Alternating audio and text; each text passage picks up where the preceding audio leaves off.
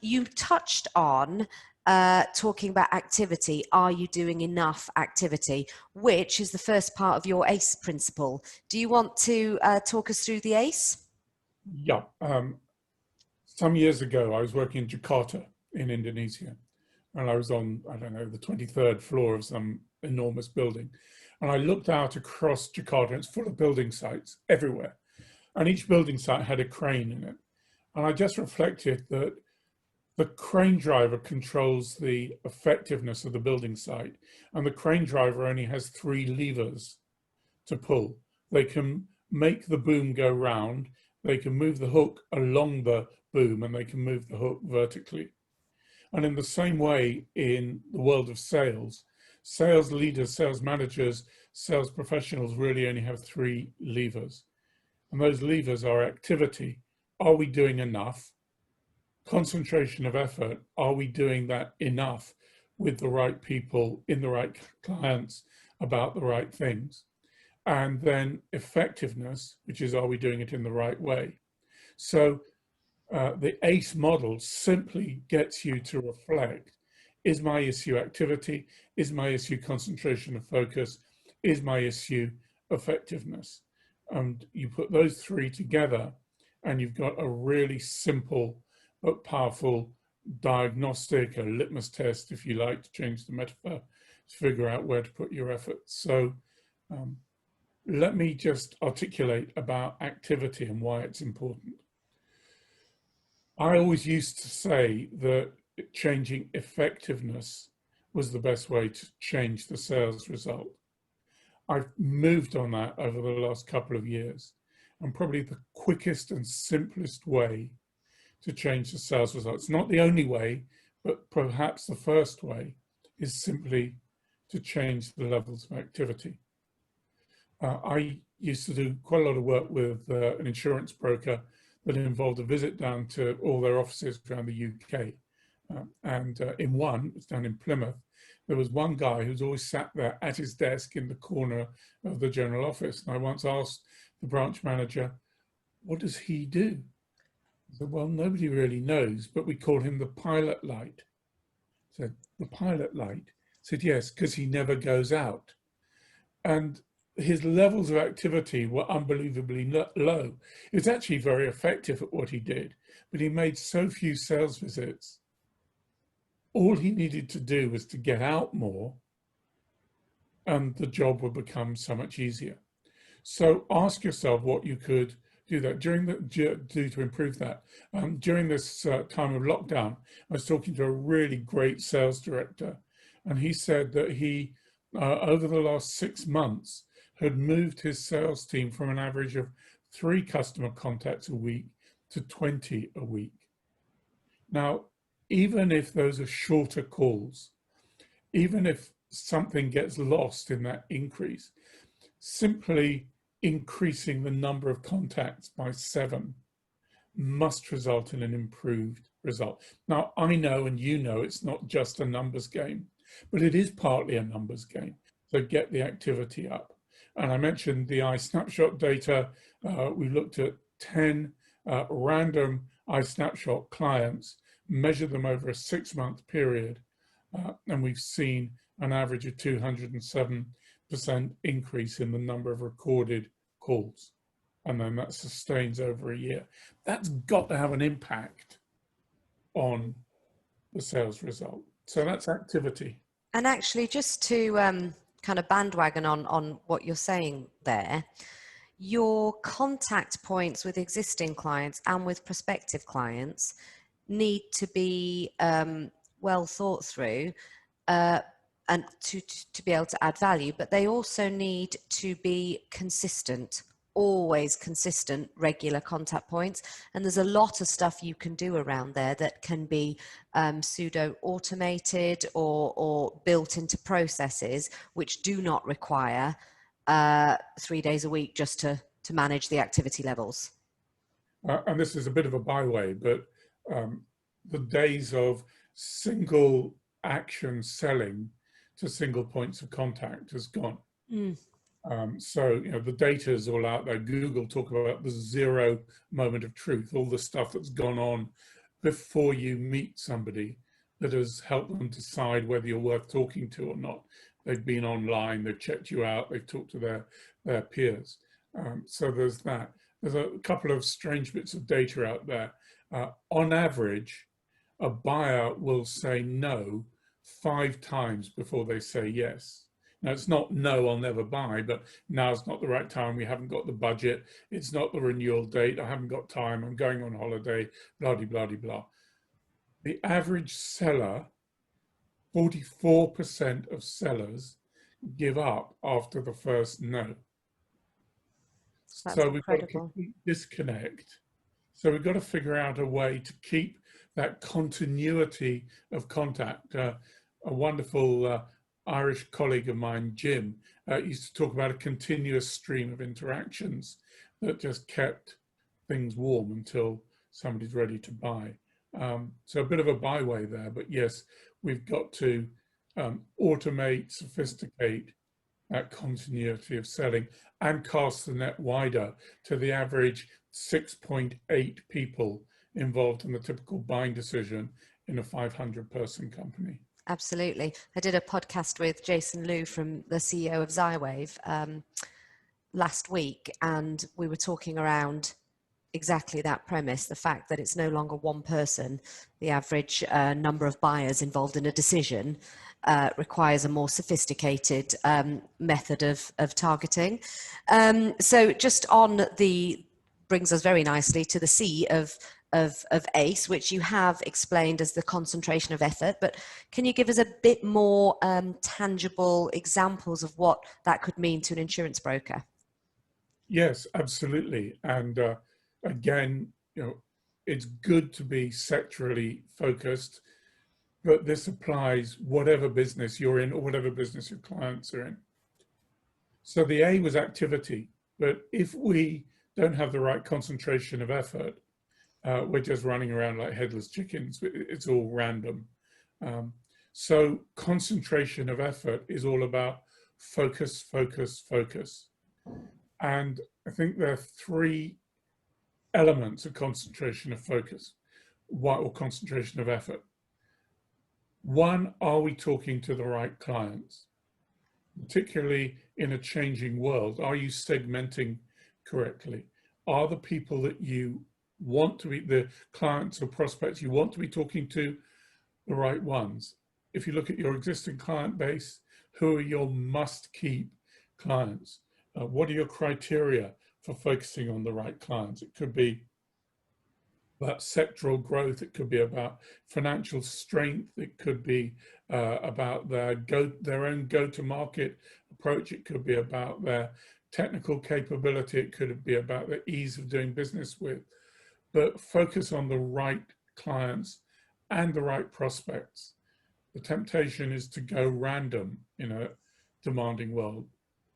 Rifle, not a shotgun.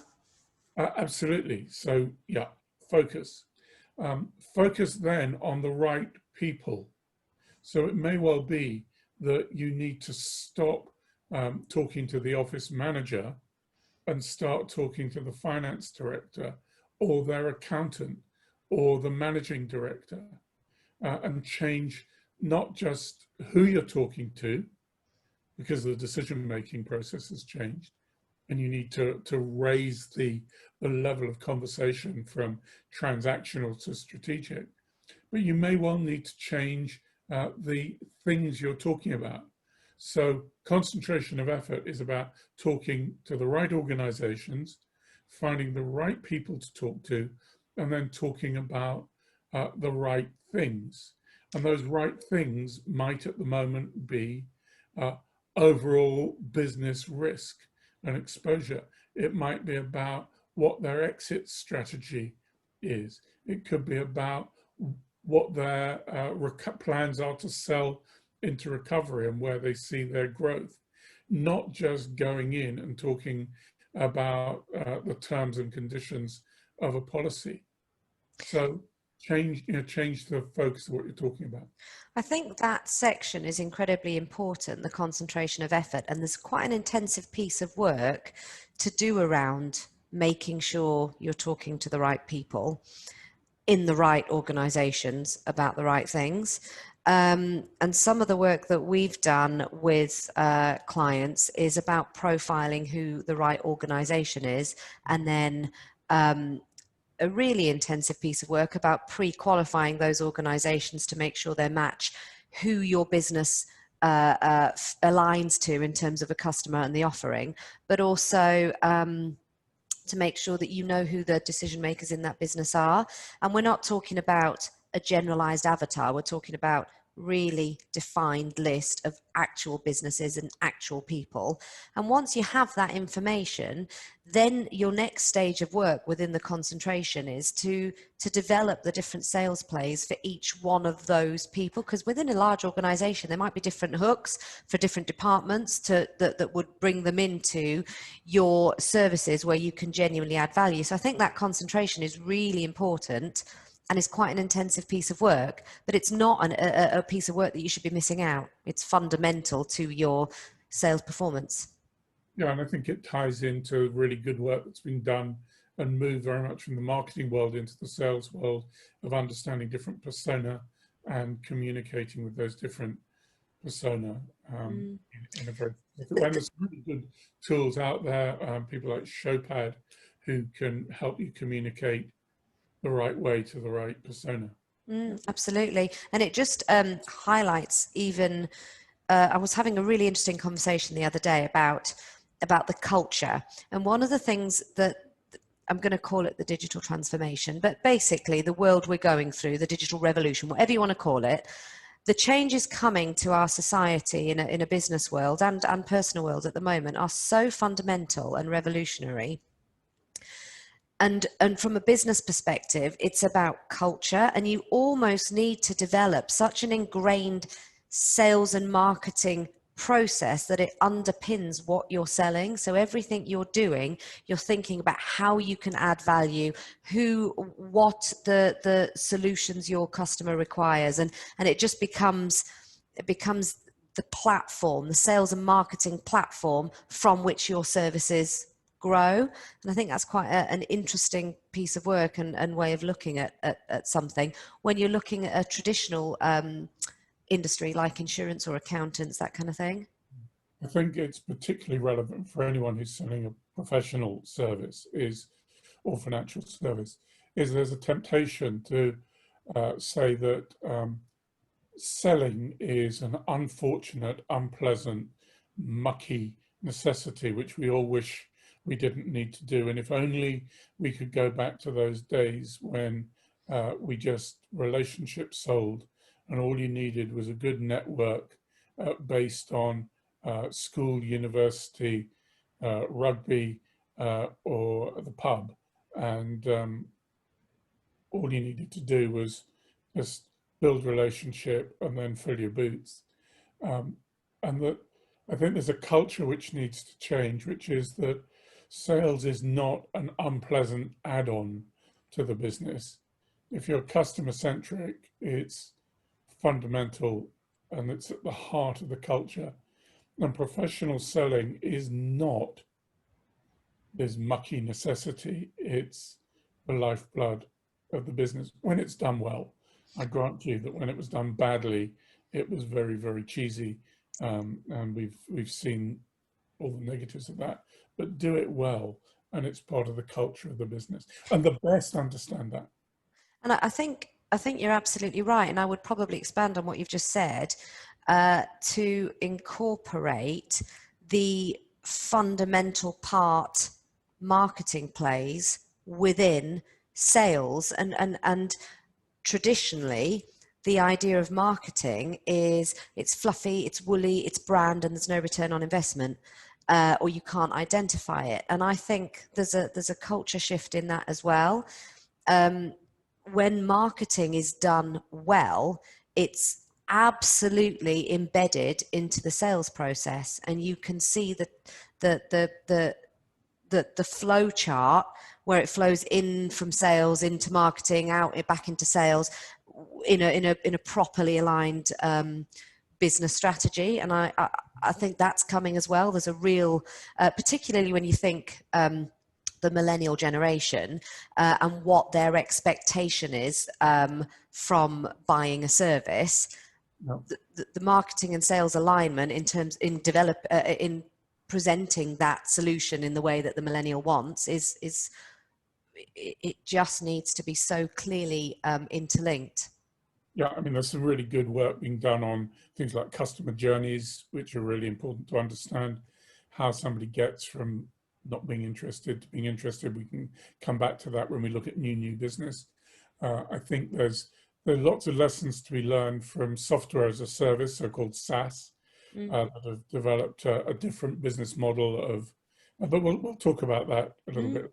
Yeah, absolutely. So just activity, are you doing enough? Concentration of effort, is it to the right organizations in the right way? And are you effective at it? Talk us through the E of the ACE. Okay, thank you.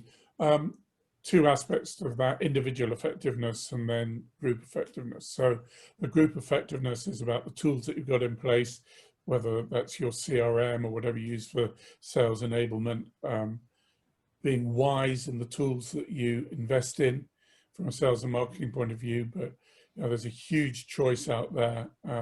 Something last time we looked, almost 1,500 sales related apps available on iTunes. So be careful of the shiny toys, but equally don't bury your head in the sand and just say, well, all you need is somebody with a telephone and a pad of paper.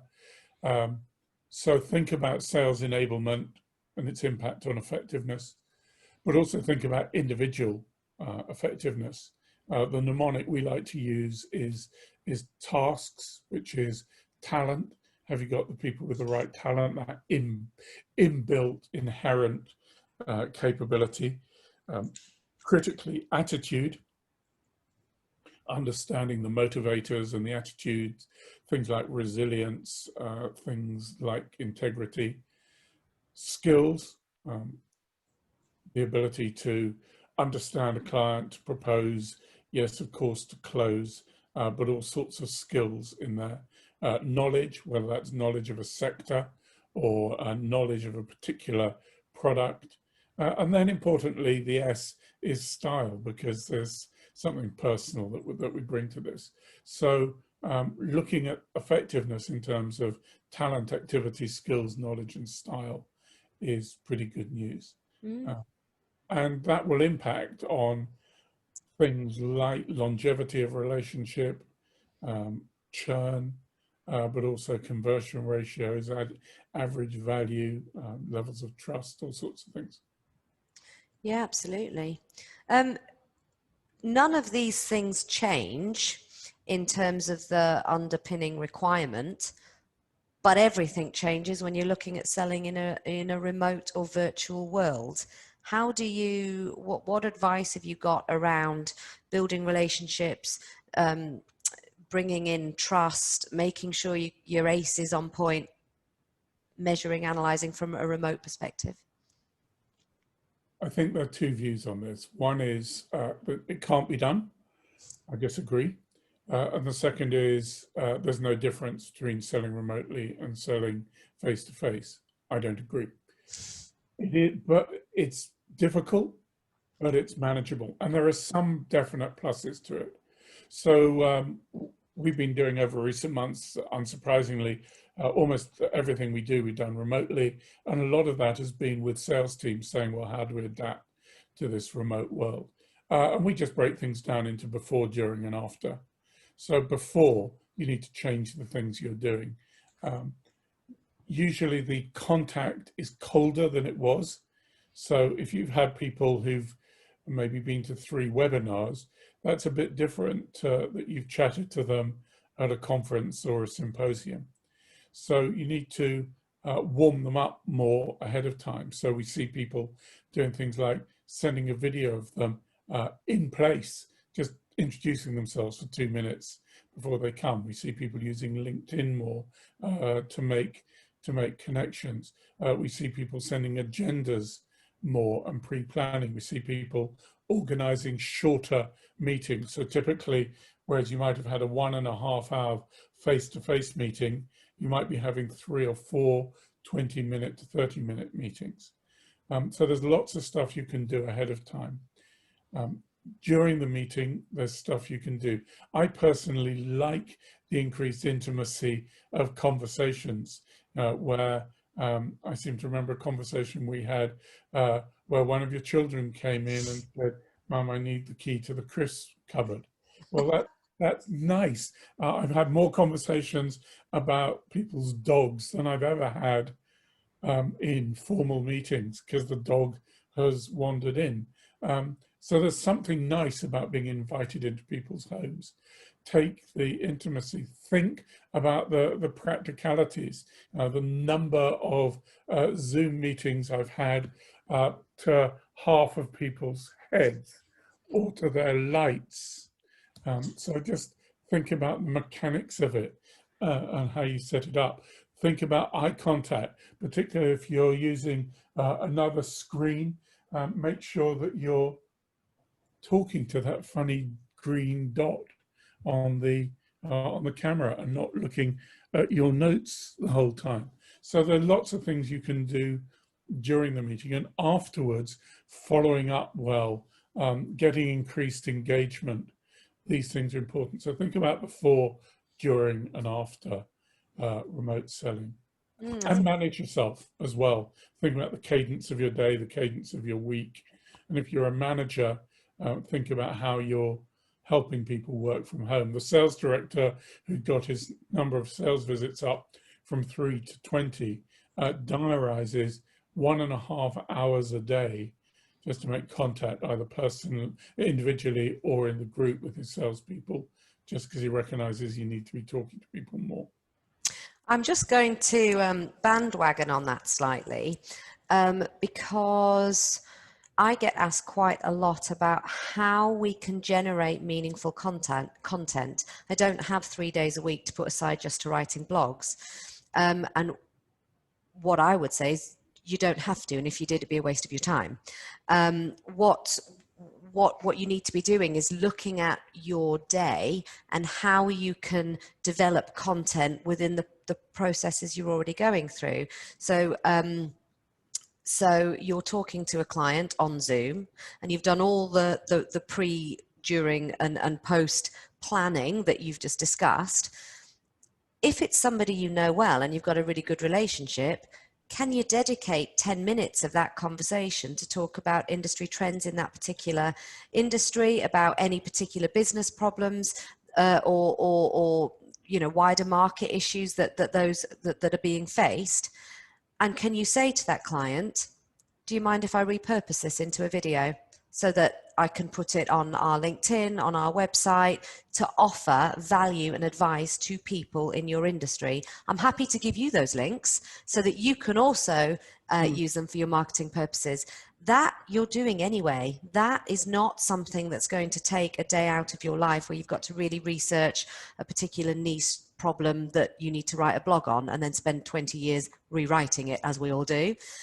So I would just say that I think Zoom, Teams, whatever you're using, is really good for that, for building the relationship, but also developing your trusted advisor content.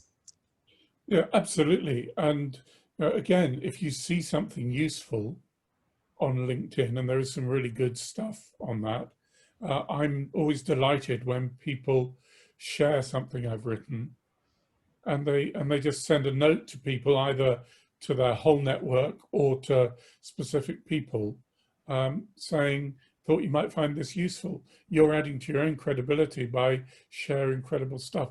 And incidentally, just to mention, don't bother liking stuff on LinkedIn. That's just ego polishing.